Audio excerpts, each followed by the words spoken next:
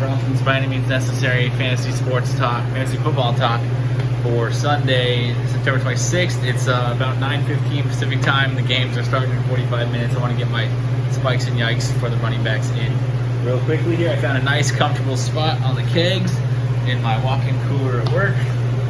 So it's, I'm sweating a little bit already, so it'll be nice to take these few minutes to cool down a little bit. Let's get right into it. My yikes at the running back position. Top 20 guys who I think are going to not meet the anticipated production this week. Starting with number 5, Najee Harris. Now, there's no denying that Najee Harris is getting a ton of work. He's gotten 100% of the snaps at the running back position for the last 2 weeks. I don't anticipate that changing this week. The problem is the Pittsburgh offensive line, it just isn't any good right now. Najee Harris hasn't been super productive with all the work that he's getting. Anticipating the top 5 week for me at this point is a little bit much. Joe Mixon at 8. Although I like Joe Mixon's talent and I like what he did in week 1, week 2 was a little bit of a letdown, and week 3 he's facing a tough Pittsburgh defense in a game where I anticipate a negative game script for the Bengals. That doesn't mean Joe Mixon won't get work. Joe Mixon's very involved in the passing game. He is the number 1 offensive option for the team. However, I think it's going to be tough slogging for him. A top 10 week seems out of the cards. Another top 10 guy who's just been in a struggle, driving the struggle bus for the last year plus, Zeke Elliott. I know he had a decent day last week. There's still hope that he could be a top 10 running back. However, I'm just not sure. I don't know what's going on with Zeke. I don't trust him yet. He's a running back 2 for me. I don't have him in my top 10. And lastly, CEH, Clyde Edwards-Helaire of the Chiefs at 18. Look, the guy is a flex play until further notice. The Chiefs are never going to run the ball enough because they have the most physically gifted quarterback of all time, perhaps. They have the fastest wide receiver we've probably ever seen, who is capable of a big play at any moment.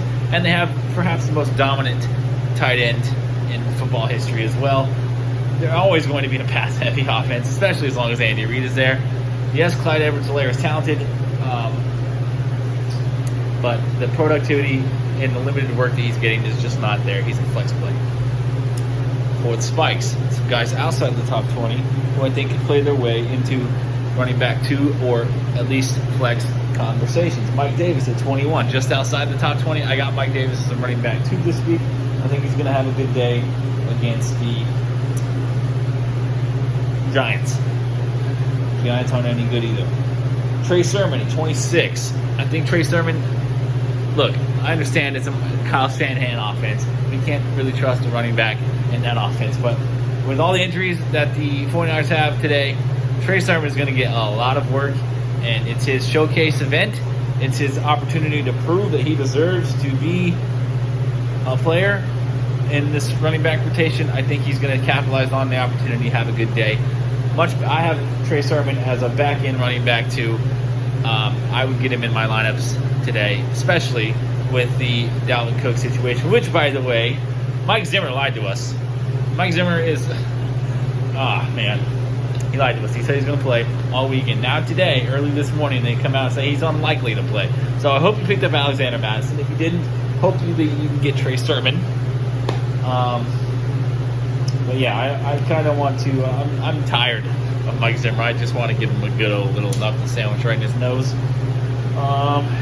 J.D. McKissic at 37. I think J.D. McKissic has proven since he came to Washington that he is a weekly flex play.